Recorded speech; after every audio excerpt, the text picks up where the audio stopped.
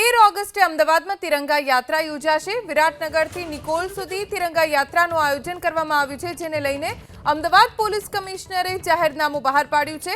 વિરાટનગર ફુવારા સર્કલથી ઓઢવ રિંગ રોડનો રસ્તો બંધ રહેશે। વાહન ચાલકોને વૈકલ્પિક રસ્તાનો ઉપયોગ કરવા માટે સૂચના આપવામાં આવી છે। ભારતીય જનતા પાર્ટીની તિરંગા યાત્રાનું આયોજન અમદાવાદમાં કરવામાં આવ્યું છે। 13 ઓગસ્ટે વિરાટનગરથી ઓઢવ રિંગ રોડ સુધીનો રસ્તો બંધ રહેશે, કેમ કે આ રસ્તા ઉપરથી નીકળવાની છે તિરંગા યાત્રા। ગઈકાલે રાજકોટથી મુખ્યમંત્રી ભૂપેન્દ્ર પટેલે તિરંગા યાત્રાનું પ્રસ્થાન કરાવ્યું અને હવે અમદાવાદમાં 13 ઓગસ્ટે તિરંગા યાત્રા નીકળવાની છે। મોટી સંખ્યામાં તેમાં ભાજપના નેતાઓ અને મુખ્યમંત્રી સહિત આગેવાનો હાજર રહેશે। તો રાજકોટ બાદ આજે સાંજે સુરતમાં તિરંગા યાત્રાનું આયોજન છે, જેને લઈને જબરદસ્ત તૈયારી શહેરભરમાં થઈ રહી છે। શણગારવામાં આવ્યું છે આખા સુરતને।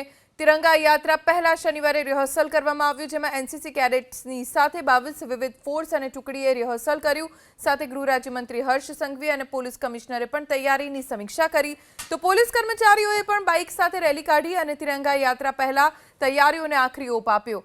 સાંજે 2 કિલોમીટરની યાત્રામાં કેન્દ્રીય મંત્રી સી.આર. પાટીલ, ગૃહ રાજ્યમંત્રી હર્ષ સંઘવી, રાજ્યકક્ષાના મંત્રી અને ધારાસભ્યો જોડાશે। આ સાથે શહેરના 1 લાખથી વધુ લોકો તિરંગા યાત્રામાં જોડાવાના છે।